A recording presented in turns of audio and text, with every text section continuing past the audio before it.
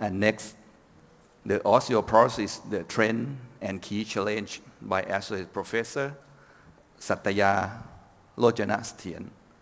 And next, our outstanding speaker, once annual IV zoledronic acid, a new treatment concept in osteoporosis, and also understanding zoledronic acid pathway, the confidence beyond all doubts by Professor Erik, Fink, Eriksen, and summaries. The most important is question and answer. We want to hear from you. And closing remark. Osteoporosis is every day in your practices. Most of our patients live longer. And I think all you have the expertise in this area. They have wide variety of the osteoporosis, from asymptomatic minor fracture, unrecognized fracture. The problem, not only intraoperative fixation, but also multiple fracture also. But this is the last one. We need something, some medication, have the good answer for all of this variety of our patient. It might be easy to give the medication in your hand, but if you expect the promisable outcome, something have to be done and changes. The reason because, firstly, when we talk about the adherence to the pharmacologic therapy, 50% cannot take the medication regularly. What does that mean? That means that you cannot achieve the improvement of the BMD.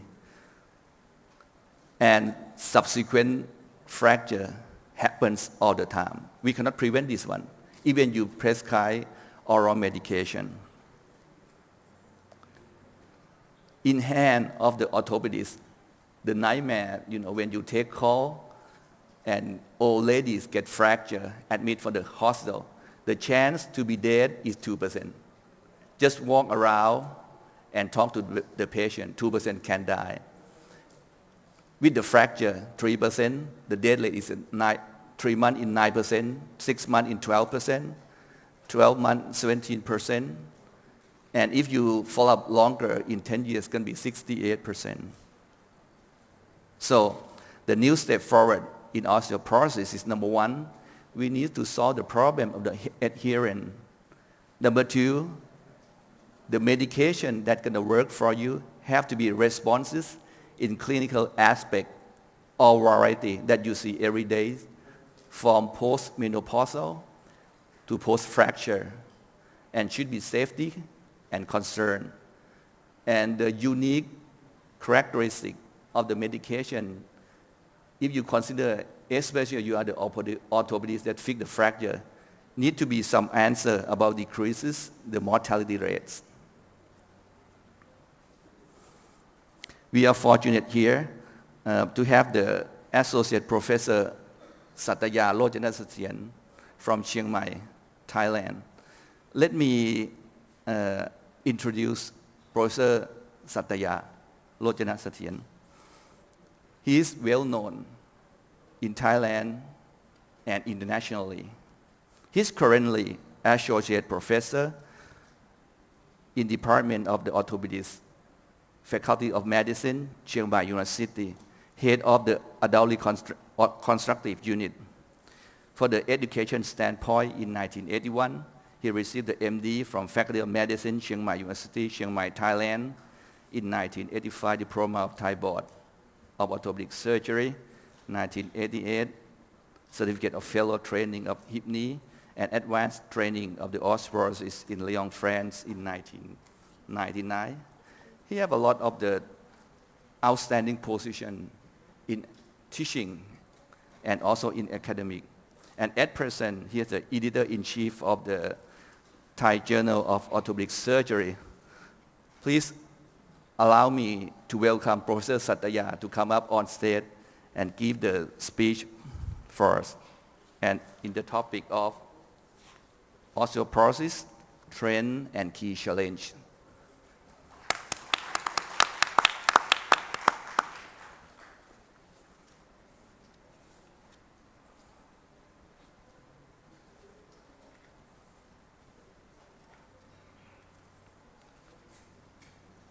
Dear Chairman, thank you very much for your kind introduction.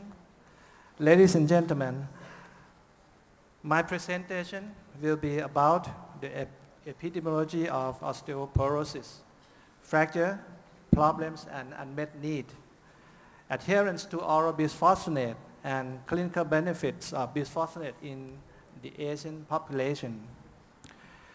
Chiang Mai is the biggest province in the northern part of Thailand. The data from the hospital discharge survey in Chiang Mai province in 1997 indicated that the osteoporotic hip fracture incidence was 151 per 100,000 population. The average age was 74 years. Female had 2.1 times higher in incidence. The fracture incidence increased exponentially after the age of 70. After funding of the Thai Osteoporosis Foundation, the incidence of hip fracture was re-examined again in 2006. The incidence increased up to 180 per 100,000 population. As compared to the data in 1997, the osteoporotic hip fracture incidence increased in average 1.9% per year. The estimated number of hip fracture in Thailand was 10,000 in 1997. This number may increase up to 30,000 in 2050. The study of long-term up to 10 years mortality after osteoporotic hip fracture was done from 1997 to 2007. The Kaplan-Meier survival analysis showed highest mortality in the first year after hip fracture as 18%. That was 31% in male and 16% in female. The 10 years mortality rate was 68%. The patients with age over 84 show highest mortality as 48% for 1 year and 89% for 10 years. As compared to the data of general population by records of the National Statistics Office of Prime Minister 2006. In the first year after hip fracture, the patients had higher mortality in every age group. It was 8 times higher than in general population. A retrospective study of 398 patients during 1998 to 2003 showed that most of hip fracture patients did not get any medication for the treatment of osteoporosis. Adherence to oral bisphosphonate. Adherence is a combination of persistence and compliance. Persistent means how long, and compliance means how well the patients take their medication. A retrospective cohort study of 18,000 new bisphosphonate users in 45 big US employers show very low adherence to oral bisphosphonate. The adherence was only 55% after 1 year, declined to 45% after 2 years, and 41% after 3 years. A multivariate analysis of fracture risk show benefits of fracture reduction with compliance levels of at least 60%. The cost of bisphosphonates, the cost of inpatient cost, outpatient cost for treatment of fractures, and total health care costs were also studied. The horizontal line represent the least compliance patients. The black column is the highest compliant patients. you can see that the overall health care cost decreased for more than 1,000 US dollars in the most compliant relative to the least compliant patients. A nationwide study in Italy demonstrated leading cause of poor compliance to oral bisphosphonate as drug-related side effects, insufficient motivation to treatment, and safety concern. Recently, CICI recommended the way to improve patients' adherence to bisphosphonate as, number one, use and ease less frequent dosing regimen. Number two, provide the patients in understanding of the disease, medication use, and important lifestyle modification. Number three, do the bone density testing, bone marker testing, and discussion about results related to progression of osteoporosis. Zoledronic acid is the most potent third generation nitrogen containing bisphosphonate. The health outcome and reduced incidence with zoledronic acid once yearly pivotal fracture trial, Horizon PFT, is a landmark study of the zoledronic acid. It was a large-scale 3-year international randomized double-blind placebo-controlled clinical trial carried out at 239 centers in 27 countries in America, Australia, Europe, and Asia, including China, Hong Kong, Taiwan, South Korea, and 5 centers in Thailand. The objective was to evaluate the potential of once yearly zoledronic acid to decrease fracture risk. The trial population of more than 7,000 postmenopausal women 65 to 89 years of age were randomly assigned to the once yearly treatment with 15-minute infusion of zoledronic acid or placebo. Zoledronic acid consistently reduced the risk for fracture in key locations over 3 years, as 41% for hip, 77% for clinical vertebral, and 25% for clinical non-vertebral fractures. It also produced significant fracture reduction in the subgroup analysis. For vertebral fracture risk, the fracture risk reduced in all geographic regions studied. The highest reduction was 80% in the Asian population. It also produced reduction in hip fracture risk in all geographic regions. The highest risk reduction was 67% in Asian population too. But for the hip, there was no statistical significance due to the small amounts of the events. In summary, incidence of osteoporotic hip fracture in Thailand is increasing 1.9% per year. 1 year mortality after hip fracture is 8 times higher than in general population. Most hip fracture patients are undertreated. Poor adherence to oral bisphosphonate lead to poor anti-fracture efficacy and economic burden.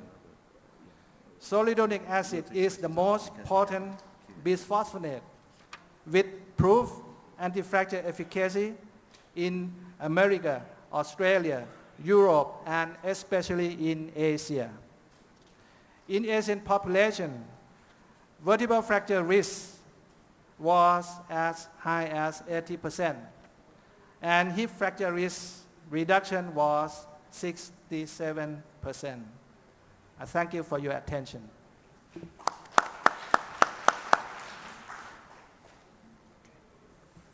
So next, we're going to have our outstanding speaker, Professor Fink, Eriksen.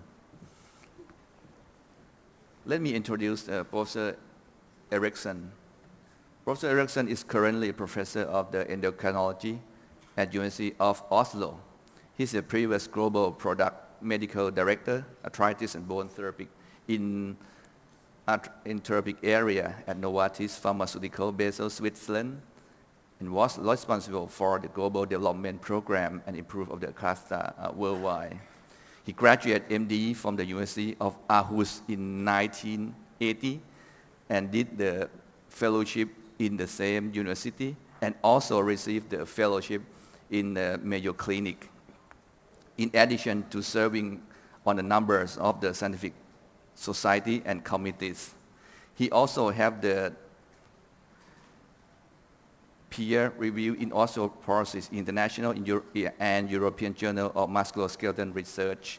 He authored or co-authored 257 publications in peer reviews, journal, and 3 books.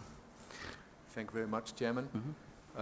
My task in the next 20-30 minutes will be to go through 2 key aspects of this drug, zoledronic acid, that has the unique properties of being given once yearly. I'm in the fortunate situation that I've been participating in the development of this drug, and in the last year as a clinician I've used the drug extensively with my patients also, so I can give some practical insights in the use of the drug also. But to start, I'll start with another landmark study of the Horizon program, namely the treatment of patients with hip fracture after hip fracture repair. It was a very difficult study to conduct. It took 5 years to complete the program, and I'm pretty sure that we will not see a similar study in the near future.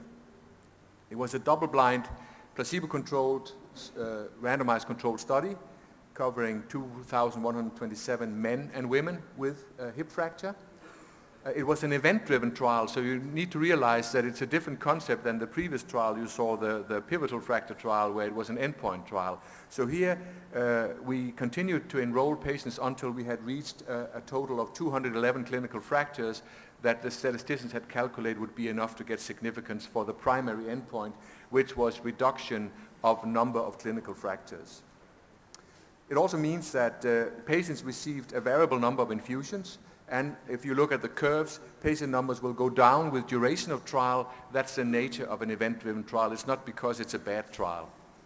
The treatment was an annual infusion of either zoledronic acid 5 milligrams intravenously over 15 minutes or placebo. And because it's well known that hip fracture patients are very low in vitamin D, they constitute the lowest vitamin D population among osteoporotic fracture patients. They were also given a loading dose of vitamin D of 75 to 125,000 units parenterally. Now we know it's just as well or even better to give the dose orally. The calcium supplementation was similar to the pivotal fracture study with 1,000 to 1,500 milligrams of calcium and vitamin D between 400 and 1,200 units, and there were follow-up visits. This paper was published in the New England Journal of Medicine in 2008. Here you see the baseline demographics. There was no Asian cohort in this study, and around 75% of participants were female, as you see here.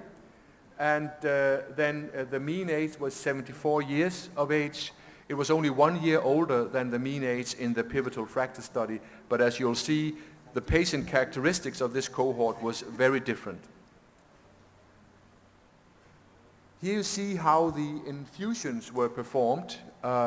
In the study, you were allowed to infuse the patients up to 90 days after hip fracture repair. And we see that the majority of patients received their infusions between 2 weeks and 3 months after fracture repair, with a median of around 6 weeks. Some received them very early, and some received the infusions very late. And that has certain implications for some of the data I'll show you later. Here you see that the number of patients receiving 1, 2, and 3, and 4 infusions. So as it was an event-driven study, and we continued to enroll patients until we reached 211 clinical fractures. 100% of course got 1 infusion, but only 70% got 2 infusions, 30% got 3 infusions, and a very low number got 4 infusions. When we looked at BMD, we saw the usual increase that you see with bisphosphonates that was also seen in the pivotal fracture trial on postmenopausal women, around 6.4%. So the BMD response in a hip fracture population was no different from what you will see in another population. If you look at the endpoints, and the primary endpoint was reduction of all clinical fractures, we did not perform radiographic assessment of vertebral fractures, which we did in the pivotal fracture trial, so it was all based on clinical fractures, and you saw a 35% reduction of fractures, clinical fractures, in this population after hip fracture repair. So it is worthwhile to treat patients after hip fracture to prevent further fractures later on, which are participating and contributing to the increased mortality risk you already heard on. There was a significant reduction of non-vertebral fractures, and I want to highlight that to achieve reduction of non-vertebral fractures is very difficult. If you do a meta-analysis of reduction of non-vertebral fractures for all osteoporosis, anti-osteoporosis treatments, you see an average effect of 10%, except for the anabolic regimens where you have a higher reduction. So all anti-resorptive, be it HRT, other bisphosphonates, is around 10%. So to achieve 25, 27%, which you have seen now in 2 studies with zoledronic acid, is quite extraordinary. Vertebral fractures, clinical vertebral fractures, the painful fractures, were reduced by 46%. We did not achieve significance on hip fractures, but you have to remember the study was not powered to get that, and furthermore, these patients were operated on one side, so they only had one other hip to break, to put it bluntly. The most striking finding of this study was, for the first time in any osteoporosis study, it was shown that osteoporosis treatment reduced mortality. There was a significant reduction. Here you see the Kaplan-Meier plots that continue to diverge over time. Starting at around 14 weeks, there was a continuous reduction of mortality in these fragile patients where you already heard that they have an extreme excess mortality. Here you saw a reduction of 28% in all-cause mortality. To put that into perspective, I want you to go into the literature and look at the cardiovascular trials, which are usually held up as landmark trials on mortality. Only very few of all the trials on antihypertensives or statins or other interventions in the cardiovascular field can show a reduction of all-cause mortality. So it's quite extraordinary that we can show this here, and it is of even higher magnitude than you see in most cardiovascular trials where you look at cardiovascular mortality. So it's quite a striking finding that in a little more than 2,000 patients we were able to demonstrate this mortality reduction, and it should serve as a reminder to actually be more active in treating these patients after orthopedic procedures. Now, we also assess side effects in this population, and this is of course a population that is at increased risk of delayed union, but nevertheless there was no difference in delayed union between placebo and sol in this group, be it all fractures or hip fracture healing. There was no signal of delayed union, again highlighting that bisphosphonates do not impair fracture healing, and there's no evidence from any study with the newer bisphosphonates there is such an effect. And this group would also be an increased risk of this side effect called osteonecrosis of the jaw that has been highlighted, especially in cancer patients receiving multiple infusions every month for their cancer. There were not a single case in this fragile population would inherently have a poor dental status of osteonecrosis of the jaw. Now, as I told you before, infusions were given at different time points, so that permitted us to investigate whether it has any impact whether you give the infusion early after fracture repair or late after fracture repair. And that was the subject of a separate study that also was published in Journal of Clinical Metabolism, JBMR, last year, and I'll show you some of the results. Here you see a more detailed breakdown of when the infusions were giving. At 2-week intervals, you see the percentage of patients receiving infusions. On average, between 15 and 20%, except for the extreme time points, less than 2 weeks after operation, only 5%, and over 12 weeks, only 12%. Otherwise, between 15 and 20 received them pretty average numbers between the different time points. Now, we had a preliminary analysis that told us that the BMD response was better if patients were dosed late, after 8 weeks. So we performed a more detailed analysis of the BMD response and the fracture reductions in relation to these different infusion time points. What we saw was that when you looked here, you have the BMD increase of the hip, the total hip on the y-axis, and you have the time points or infusions less than 2 weeks after fracture repair up to more than 12 weeks after fracture repair. And you see that there's no real trend here. You have a significant improvement after 2 weeks. There's a huge scatter in the first 2 weeks, and I'll come back to that. But still, there's no real trend that the longer you wait, the better your BMD response. You have a BMD response of significant magnitude early on if you wait 2 weeks after fracture repair. If you look at anti-fracture efficacy, here you have the reduction of fracture. So if it's below 1, you have a reduction. Here you have the no reduction if it is around this. And you see that after 2 weeks, there's a pretty steady reduction of fractures in this population. Again, you have a huge scatter in this early group, and I'll come back to that a little later. Finally, if you look at mortality reduction in relation to timing of infusion, you get a better and better reduction the longer you wait.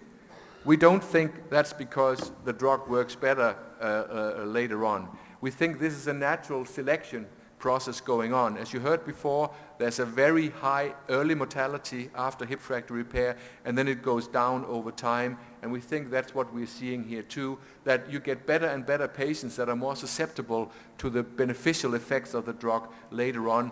And we know now that, especially looking at the first less than 2 week group, they had many more comorbidities, were much sicker than the later time points due to the natural selection after a hip fracture. So the lack of response in the first 2 weeks is more a result of the comorbidities and the fragile nature of these patients than it is a result of lack of efficacy of the drug.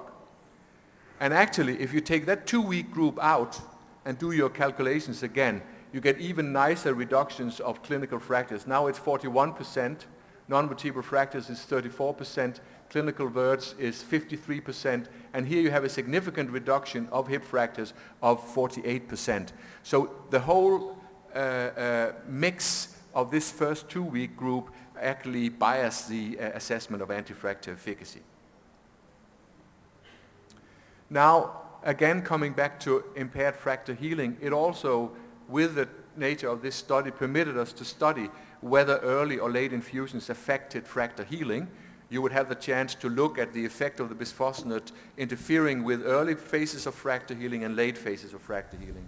And as shown here, there were very few cases of non-union all through the study, and there was no significant difference between salt-treated patients and placebo-treated patients.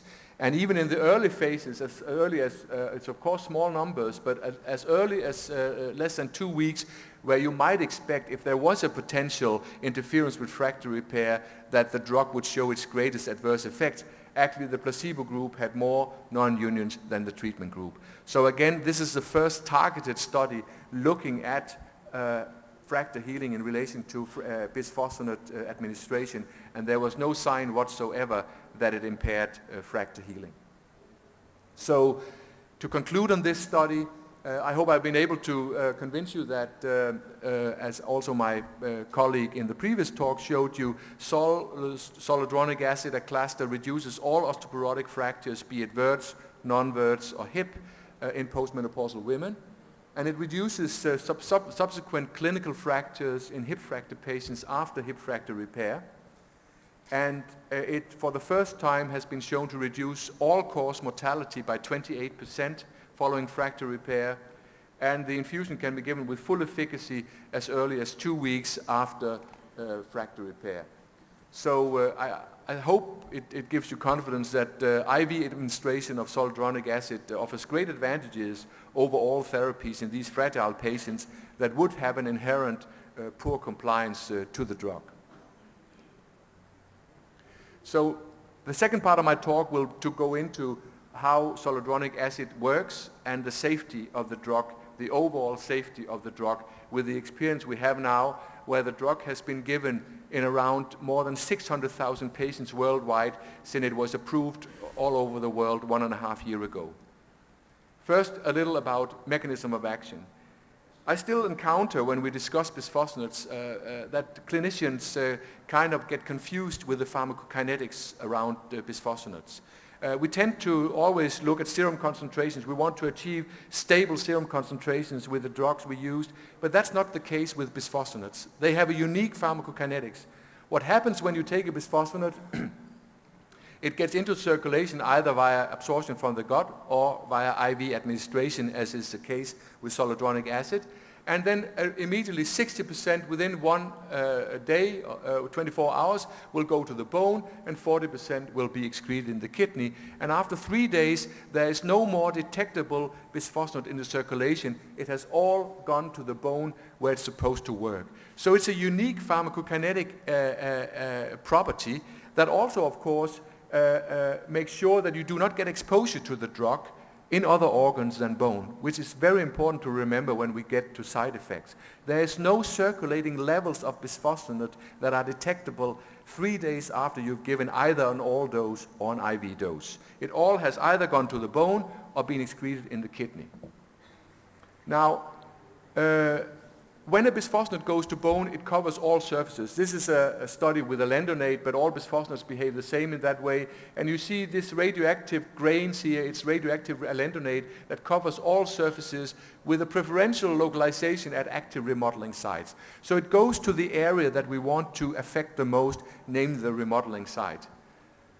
And if you then do the autoradiography in these rats, 7 days later, of course, it will take a little longer in humans, then you see that the majority of the drug has gone inside bone and lays there and will not really be affecting the osteoclast on the surface unless the osteoclast digs really deep, which is rarely the case.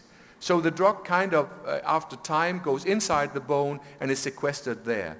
And we have no evidence whatsoever that the small percentage of bisphosphonate being present in the bone matrix has any adverse effects on the quality of the bone. That has been investigated very thoroughly. Now, bisphosphonates are not taken up by cells from the bloodstream unless they're in the circulation. So that can happen the first 2 or 3 days after an administration.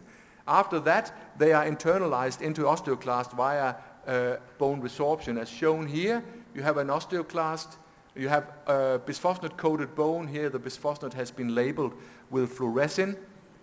And you see that the bisphosphonate gets inside the osteoclast due to the resorption process. So you get a very high local concentration inside the cell via bone resorption. And this comes back to the basal properties of zoledronic acid. How is it possible, and it's the only drug I'm aware of, that you can give only once yearly? It is, of course, a combination of the unique pharmacokinetic properties of bisphosphonates. They only go to bone, and then how well this bisphosphonate is bound to bone. And here you see the binding affinity to hydroxyapatite of different bisphosphonates. Clotronate, one of the early bisphosphonates, etidronate, also one of the early ones, and then the newer ones with citonate, ibandonate, alendronate, and zoledronic acid that are used in clinical practice today. And you see that zoledronic acid has the highest binding affinity for bone, which also means that it is very tightly bound to bone and will not get into equilibrium with the serum very easily. And that's why we cannot detect any significant levels in the circulation 3 days after administration. Also, there's another aspect, namely the inhibition of the FPP synthase, the crucial enzyme in the mevalonate pathway that ends up creating these G proteins that are coupled to fatty acids, securing that they reside at the cell membrane level. And this is crucial to the function of these G proteins. And this FBP synthase is the key enzyme that is inhibited by bisphosphonates, thereby inhibiting the coupling of the fatty acids to the G proteins. And here again, Sol tops the list in terms of affinity for the enzyme. As you see here, the concentration needed to inhibit 50% of the enzyme activity is the lowest for zoledronic acid. It has the highest affinity, and also this is paralleled in the lowest dose needed to inhibit bone resorption in a calvarial system in rats. So the drug has the highest affinity for hydroxyapatite, and this combined with very low levels that you need to inhibit the enzyme permits this drug to be given only once yearly. You cannot give any of the other bisphosphonates once yearly. As you know, ibandonate is given every 3 months. And that is due to a lower binding affinity and less affinity for the enzyme. So what happens then when you give the drug is that you get this lack of coupling to fatty acids, and you get free-floating G proteins in the osteoclast. The osteoclast loses function, cannot resorb bone effectively anymore. This is the basis of the anti-resorptive capacity of bisphosphonates in general and zoledronic acid in particular. So it was kind of a surprise that you could give it once yearly, and this is the early study that actually highlighted that. It was a study that was conducted and published by Ian Reid in New England Journal of Medicine in 2002, where Novartis compared the effect of different dosing regimens of 4 milligrams, between 1 milligram and 4 milligram of zoledronic acid. As you know, the 4 milligram dose is used in oncology with a trade name Someta as a once-monthly infusion in myeloma and breast cancer. So they tested whether you could give it 4 times a year or twice a year, and saw that there was a similar reduction in C-telopeptide, CTX, a measure of bone resorption. So whatever dosing regimen you chose, you get a very rapid reduction of bone resorption as reflected in this bone marker, and then you get a stable reduction over 12 months. And much to the surprise, when they looked at the dose group they put in just for fun actually, that only a once yearly infusion of 4 milligrams, they saw the exact same reduction of CTX, of bone resorption, by 45%. So you could then ask, why do we use a 5 milligram dose of zoledronic acid in a cluster? Why can we not use Someta? The reason being that at the time when these results were presented and evaluated, there were several studies with other bisphosphonates showing that if you are below 50% reduction of bone resorption, you do not get full antifracture efficacy. And that's why it was chosen to go up to a 5 milligram dose, and with that you get around 60-70% reduction of bone resorption, which is the basis for the excellent antifracture efficacy you've just seen. And this, of course, again, as my distinguished colleague in his previous talk mentioned, that you need good compliance to get optimal efficacy. As shown in this study, you need at least 80% compliance to just get 50% of optimal fracture reduction. So if your patients don't take their drug with good compliance, they do not get any benefit of the drug. And of course, with an IV once yearly, you're sure that the patient is covered the whole year. Now, in the final part of my talk, I'll go over the zoledronic acid safety issues that, of course, are very interesting and very important when we want to have a widespread use of this drug in the osteoporosis population. All bisphosphonates have been associated with certain safety issues. First and foremost, bone safety, of course, because the drug is accumulating in bone. That's why we should be concerned about that. And one of the issues that have been raised is oversuppression, that by giving too much bisphosphonate, bone remodeling may stop altogether, leading to a steady accumulation of microfractures, eventually resulting in macrofractures over 5 to 10 years. Secondly, fracture healing, and I already showed you results that this is not an issue with the newer bisphosphonates. It was an issue with the titonate, but not with ricidronate, alendronate, or zoledronic acid, or ibandonate. Osteonecrosis has been an issue, but actually now, as most of you may be aware, There are 2 controlled clinical studies with alendronate showing that you reduce the impact of osteonecrosis at the hip if you give alendronate to these patients. So it is not a risk factor for osteonecrosis. Actually, it's an excellent therapeutic regimen to treat osteonecrosis and prevent implant surgery. Conjunctivitis, keratitis, and iritis are very rare eye symptoms that are related to the increase in pro-inflammatory cytokines you get right after you give the drug, but they are extremely rare. But of course, patients should not be given bisphosphonates if they have one of these diseases. Hypercalcemia, I'll come back to. Of course, you give a drug that suddenly shuts down bone resorption and may create that.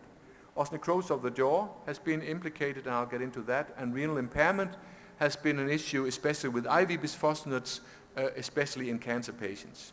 And then there's a specific issue in atrial fibrillation that has been debated with zoledronic acid.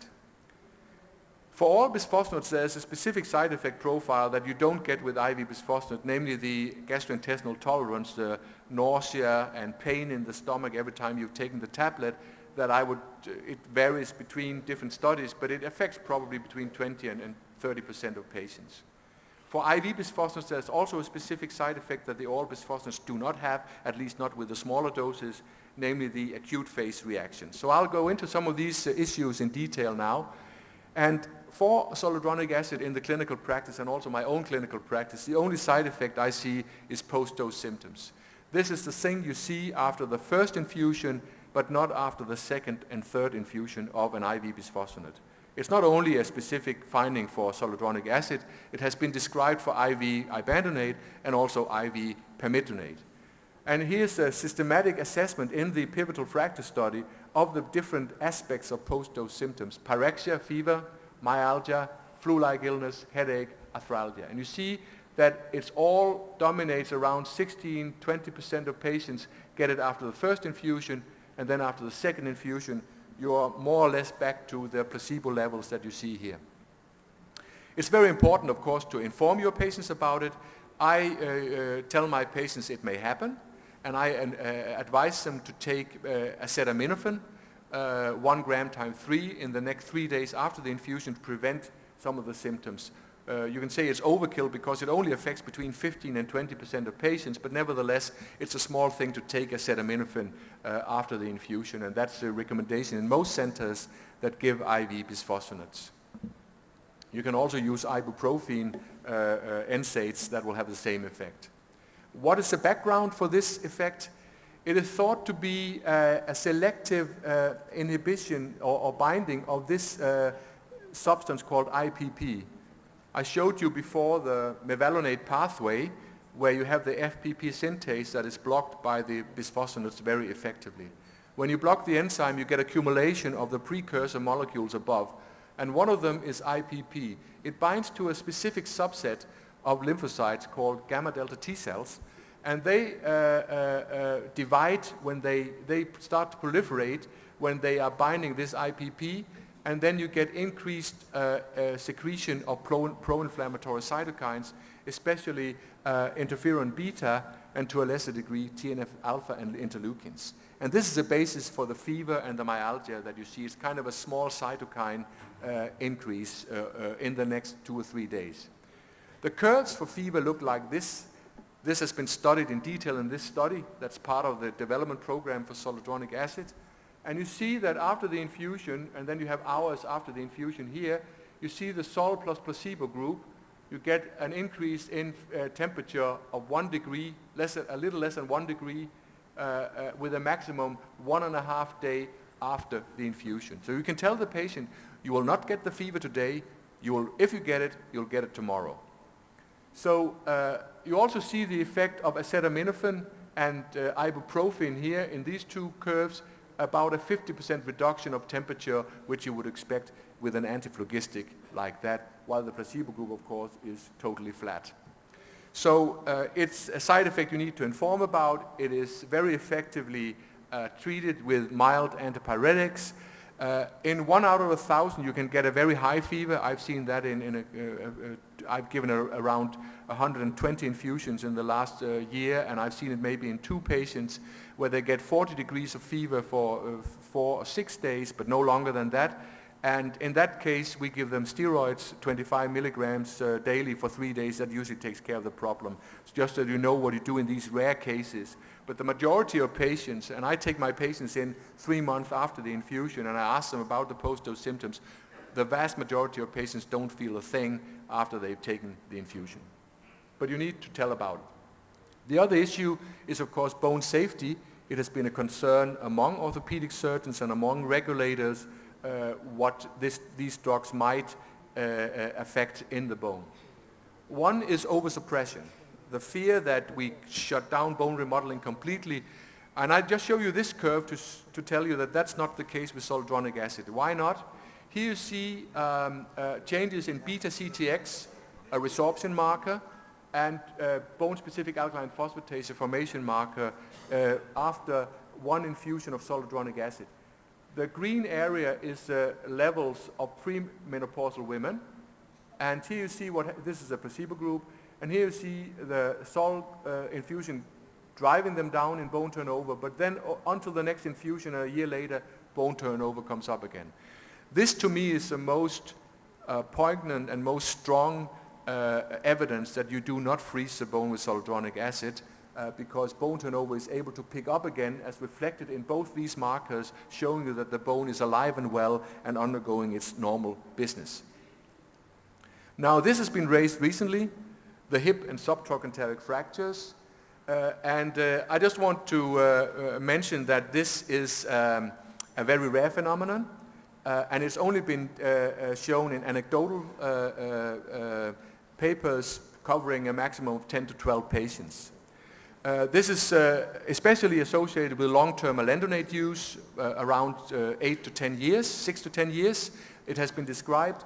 And what they describe is that these patients break their subtrochanteric, they get these weird fractures with this weird beak phenomenon just in the subtrochanteric region spontaneously. It's usually associated with cortical thickening, as shown here. And I must say that this is only anecdotal. There's one big Danish database study covering around 60,000 hip fractures in Denmark, where you can correlate the intake of alendronate to the subsequent occurrence of these subtrochanteric fractures, and it did not show an increased risk with increased duration of alendronate use in this huge material, which I would put more emphasis on than these anecdotal stories. There's also a study by Socrates Papopoulos showing that it's not a matter of oversuppression in these patients, and he also claims in his studies that the patients that get these fractures have an underlying defect because they have the cortical thickening before they get the bisphosphonate. The cortical thickening is not a result of the bisphosphonate intake, but actually is present before. So they might have some bone abnormality before they get the bisphosphonate. Whether these patients should not receive bisphosphonates at all is still an open question. Again, the Danish big register study could not show any increased risk of subtrochanteric fractures with increased duration. Hypocalcemia is present for all bisphosphonates. It's a rare phenomenon, and in the reason behind it is I try to illustrate here. This is calcium metabolism, illustrated with a level of fluid in this tank.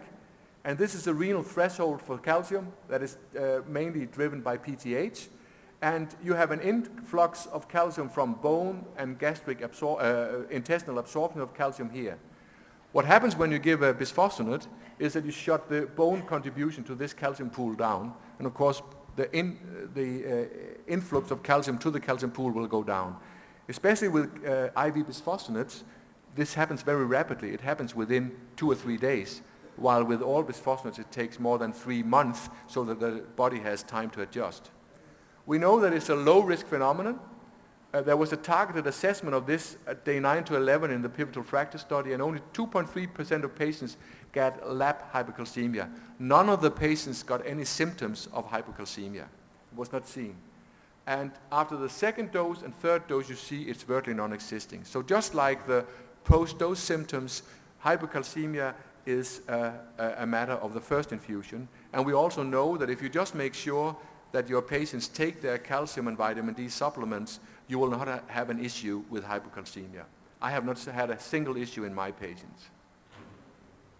Osteonecrosis of the jaw has been debated widely, And it was mainly described in cancer patients where you receive 4 milligrams of Someta or pamidronate, also once monthly, to treat the pain and prevent metastases in mainly myeloma and breast cancer.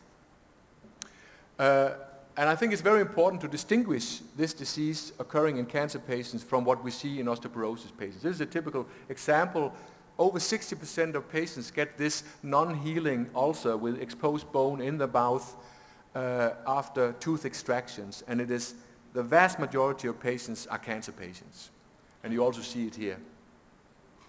Now, this has been looked at in osteoporosis, and again I want to make the point, you cannot compare cancer patients to osteoporosis patients here, and I'll come back to why not. There have been a retrospective assessment, very thorough, in Germany by Dieter Felsenberg, where he looked at all the cases with benign indications, i.e. osteoporosis and bisphosphonate intake, and he found the risk being less than 1 in 100,000. Just to put it in perspective, your risk of dying in traffic within the next year in most countries will be 1 in 25,000. So it's a very rare phenomenon. There's a similar number coming out of an assessment by the American Dental Association of less than 1 in 100,000. This you have to compare to the risk in cancer patients, which is around 1 to 2%. So you do not need special dental precautions in osteoporosis patients because the risk is so low. Of course you can, if you want to be real cautious, then if you know that the patient needs a tooth extraction within the next 2 or 3 months, you can wait with your infusion till after the tooth extraction. But generally, and that is also adapted by the different maxillofacial societies and dental societies, in osteoporosis patients, you do not need any special precautions because the risk is so low. It's a different matter for cancer patients. You also have a prospective assessment. The only prospective assessment was the Horizon pivotal fracture study and the hip fracture study I showed you, where there was 1 in bisphosphonate group and 1 in placebo group, no difference. And it also highlights that there's a certain background rate for this disease in the population without receiving bisphosphonates. And finally now we have follow-up of 600,000 patients that have received zoledronic acid over the last 1.5 years, and there's not a single ONJ case reported. And I tell you, there's a lot of scrutiny on this issue from the regulatory authorities, but there has not been a single case reported so far. So it's a very low risk phenomenon. Atrial fibrillation was coming up just like that in the pivotal fracture study. It had never been really seen before with bisphosphonates, but what was seen was that when we looked at serious adverse events with atrial fibrillation, and so it's not the overall rate of atrial fibrillation that was changed, but it was a number of patients admitted to hospital with tachyarrhythmias due to atrial fibrillation. There you saw that the treatment group had 51 cases versus 22, i.e. a 2.5-fold increase over placebo, which of course caused concern and was a subject of very intense scrutiny. However, when we looked at the different population, namely the hip fracture population here, 2310, the study I just showed you, there we saw that there was actually no difference between the treatment group and the placebo group. And that is quite significant because if it was a real phenomenon, you would really expect it in this group. They had a 3-fold higher background risk of cardiovascular morbidity compared to the postmenopausal population over here. So if they had more fragile hearts, nevertheless, there was no difference. So this has led both the regulatory authorities and also the doctors involved in these studies to conclude that this was probably a spurious phenomenon of the safety assessment. And that is not unknown from big studies. I just want to remind you that Risidronate had a lung cancer issue in their first study that was shown to be spurious also, just a serendipitous finding, because later on Risidronate has not been associated with increased risk of lung cancer. So it has been seen before, and we look at this also as a spurious phenomenon because it's not consistent, it's not seen in a higher risk population, and it has not been seen in any of the other bisphosphonate zoledronic acid studies, including cancer patients that get 10-fold higher doses than osteoporosis patients. So it's been given to more than 500,000 patients worldwide, and there's no evidence of increased risk of atrial fibrillation, no cases of renal failure, I'll come back to that, and no ONJ reports. And the FDA, as well as the European authorities, regulatory authorities, have reviewed O&J cases for bisphosphonates twice and concluded that we should not change our prescription habit. And also, atrial fibrillation has been the subject of severe scrutiny by these regulatory authorities, not only for zoledronic acid, but also for alendronate and other bisphosphonates, and they have concluded there is no increased risk of atrial fibrillation with these drugs. Renal impairment was an issue when we started to use IV bisphosphonates in cancer patients, especially myeloma patients, who you all know will have an increased risk of renal failure due to the myeloma kidney. And it was seen that some of these patients got renal impairment after short-term infusions. At that time, the bisphosphonate was given over 5 minutes. But in osteoporosis patients, if you give the drug over 15 minutes, you do not see anything. Here I show you the change in creatinine clearance estimated from the Cock-of-Gault equation in the pivotal FRACTURE trial over 36 months. The orange line is the zoledronic acid group, and the white line is the placebo group. And you see that there's no difference between the two groups in the decrease in renal function. Of course, they'll have a decrease in renal function because that goes down with age, and especially in a group like this where 50% is on antihypertensive therapy, that is not unexpected. Nevertheless, they are virtually superimposable, no sign of renal impairment, as long as you stick to a 15-minute infusion time. And also, you could fear that if the patient up front at baseline has moderate to mild renal impairment, are they at increased risk? That was investigated here, where we looked at how many patients developed a creatinine clearance less than 30 mils per minute, which you would call severe renal failure after the infusion. And then we stratified it according to their baseline creatinine clearance, less than 30, 30 to 35 mils per minute, up to 60, which is moderate to mild renal impairment. Less than 30 is usually considered severe renal impairment. And you see, even in the lower creatinine clearance groups at baseline, the ones with the poorest kidneys, you see no difference in the percentage of patients developing a creatinine clearance less than 30 mils per minute. So the drug does not even in that degree of renal impairment enhance the renal impairment. It can be safely given down to 30 to 35 mils per minute in baseline creatinine clearance. With that, I want to thank you for the attention and take some questions if you want to.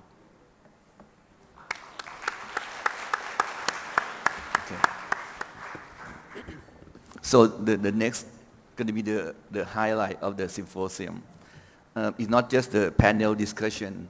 We want to transfer your evidence-based medicine that you with reimbursement. But generally, as you have seen in the presentations, and we did not show all data on zoledronic acid. Zoledronic acid has been shown to be effective in a wide variety of osteoporotic conditions, male, female, corticosteroid-induced osteoporosis, and so on. So it would be my favorite choice in the vast majority of my osteoporosis patients. Teriparatide I would reserve for patients with extremely low BMD, a T-score less than -3.54, and especially younger individuals, for example, my patients, female patients with postpartum osteoporosis, the rare osteoporosis you see after childbirth and nursing. I would like to give teriparatide first to build up their skeleton, and then I would give them zoledronic acid to keep the skeleton. I would like to ask Professor Eriksen one question about what is the most common adverse effect or any adverse serious effect during zoledronic IV infusion. The most common side effect is the fever. Very serious one. Serious ones? Yeah. Are you any encounter when you use this one?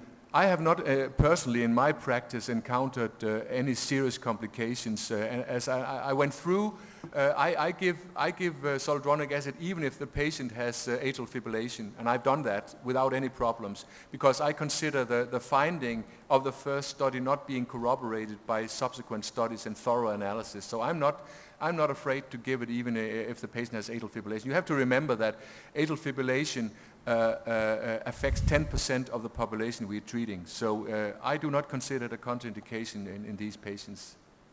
And in terms of renal impairment, you could consider, I have not seen any of that. I've not seen any case of osteonecrosis of the jaw.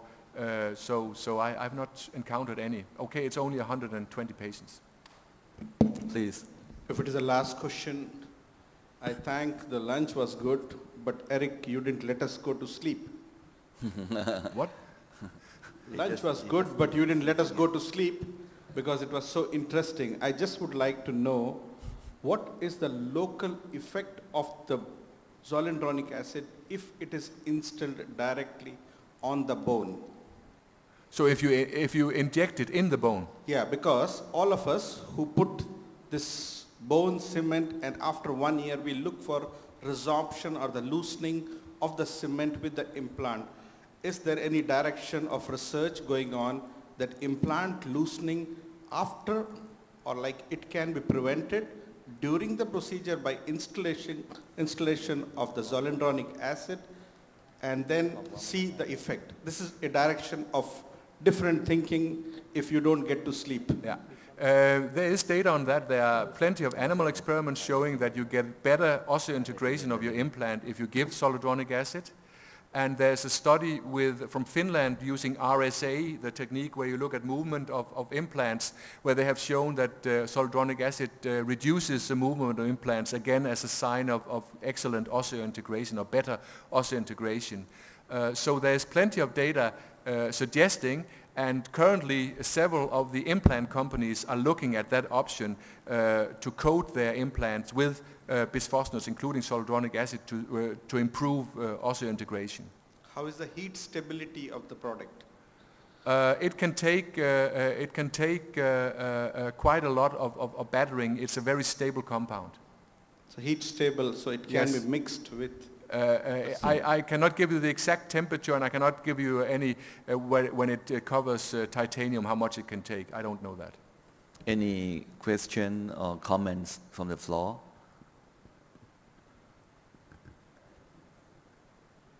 Before we start this symposium, we get the questionnaire for about 10 hospitals, even in Bangkok and provincial area. The common question that, because we teach the osteoporosis in aging population, right? Maybe 28 to 35%, they have come to see us and have some dental caries. The question is, do we need to proceed all dental procedure prior treatment of the solid acid? And if the dental operation is needed, what would you recommend for this issue? Yeah, as I said, I do not routinely send my patients to a dental procedure before I give it. And the reason being that I now have several avenues of data showing me that the risk is extremely low and for osteonecrosis of the jaw.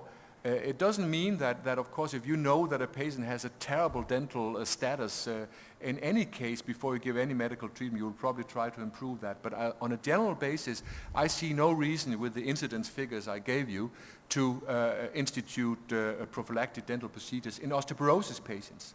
In cancer patients, where the risk is 1 to 2%, according to most studies for osteonecrosis of the jaw, it's a different issue. I want to make a clear distinction between cancer patients getting bisphosphonates and osteoporosis patients getting bisphosphonates. These are two different worlds. And another aspect of the patient, sometimes they have the definite history of the AF with the treatment. We still have the confidence to give this medication I think also? Only one study has shown increased risk of atrial fibrillation. And it has not been repeated in the many studies subsequently. It has been the subject of intense scrutiny by regulatory authorities from all companies, with the data have been collected on atrial fibrillation twice, and they have not been able to deduct any pattern that there would be an increased risk with any bisphosphonate, including zoledronic acid, for atrial fibrillation. So this finding of the first study is considered a serendipitous finding and not a consistent finding. And I believe so much in the numbers that have been accumulated in such a large number of patients that I do not see atrial fibrillation as a contraindication. And I have done it, and I have not seen any problems. And common confusion, question and answer about bone safety and bone freeze. Any comment for the future thought that we're going to discuss about this? Yeah, at least over the 3 years that we have fracture data in the 2 studies, there's no evidence that the drug has any problem with frozen bone. I want to draw the attention to the 10-year alendronate study, where it was compared whether alendronate in 1,000 patients over time increased the risk of fractures, and even 10 years of alendronate treatment, where you get a more pronounced reduction of bone turnover than you do with zoledronic acid, did not result in any increased risk of fracture over time, which you would expect if there was a frozen bone issue.